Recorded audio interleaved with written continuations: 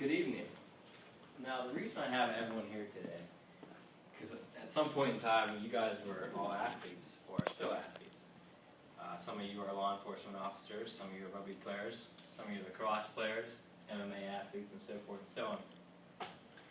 Now, I want to explain to you guys the basics of how you can improve that athletic ability. And I'm also going to shed some light on a controversial exercise topic called CrossFit. I'm going to explain its downfall, and I'm going to explain what you can do to help you improve in your job and in your sport. Now, the history of CrossFit was introduced in 1999 and early 2000s by a man named Greg Glassman. Now, Greg was your regular gymnast, weightlifter, marathon runner. He basically did it all. He touched on every single sport in his childhood. And he began running gyms at an early age over in the West Coast. And his main focus was that you had to be strong in all areas of fitness. Basically, you had to be able to lift weights, run fast, and run for a long period of time. Now, the reason why CrossFit is so popular is because it attracts elite athletes, attracts weekend warriors, and attracts everyday people just like us.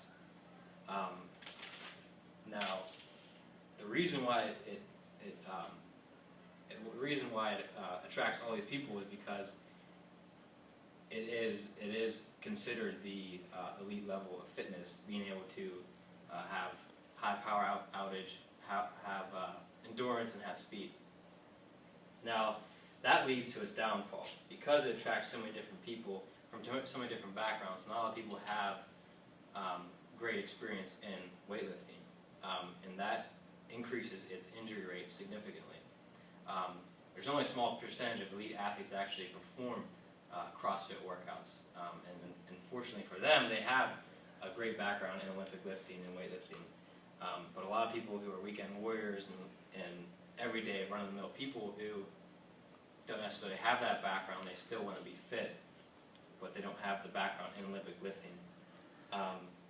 Now, a typical workout for CrossFit consists of a 21-15-9 approach. And basically what that is performing a exercise, 21 repetitions, three different exercises for 21 repetitions, and then the same exercises for 15 repetitions, and then the same for 9 repetitions, all while taking a minimal, as less of a break as you possibly can. And the reason why that leads to a high injury rate is because usually that consists of performing Olympic lifts, such as the clean, 21 repetitions at a time, and if you don't have that background in Olympic lifting, then you're not going to know the correct technique for the clean, and then you throw in exhaustion because you're doing cleans, you're doing pull-ups, you're doing all these different exercises, you're exhausted, the form is lacking, and you're going to get hurt. A famous physical therapist by the name of Kelly Starrett, he believes there's 3 areas of why athletes get hurt in the gym. And the first one is improper movement, the second one is being under heavy load, and the third one is doing those lifts over an extended period of time with that improper technique. Which leads me to my second expert, a man by the name of John Wellborn, played in the NFL for many years and runs numerous gyms on the West Coast. He recommends that you follow a basic weightlifting program before you dabble in any kind of CrossFit, and even before you even perform any kind of sports. This basic weightlifting program follows the 7 planes of motion that the human body can perform. That breaks it up into 3 for the lower body and 4 for the upper body. The first 3 for the lower body is the bilateral hip hinge, which is basically the squat or deadlift, lunging in all directions, and step-ups. And then the 4 for the upper body is the vertical push, which is the bench press, the vertical pull, which is the barbell row, the horizontal push and pull, which is the overhead press, and the pull-ups.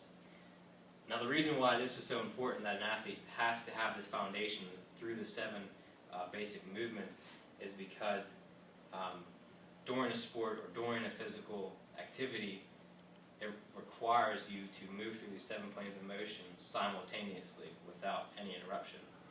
If you're lacking in any one plane of motion, then you're going to be you're not going to be efficient through that movement and through that sport. And another reason why he believes this is so important, because it challenges the athlete's ability to maintain proper posture and proper position through these ranges of motion.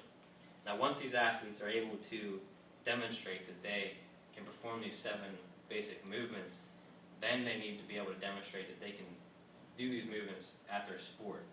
So, for example, in lacrosse, you have a stick and you have a net that holds a ball.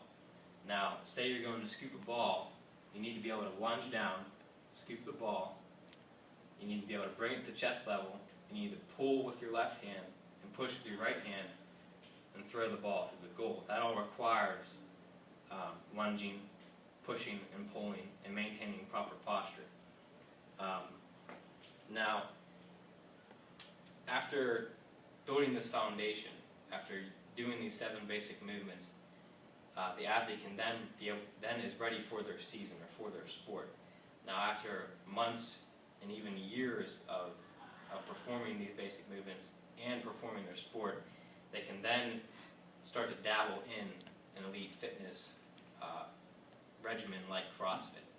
But before they do this, they need to have this foundation, and that's what I want all of you to do. I want you to build this foundation so that way you can remain injury-free before you jump into a CrossFit workout or jump into your season without having this ability to perform these movements.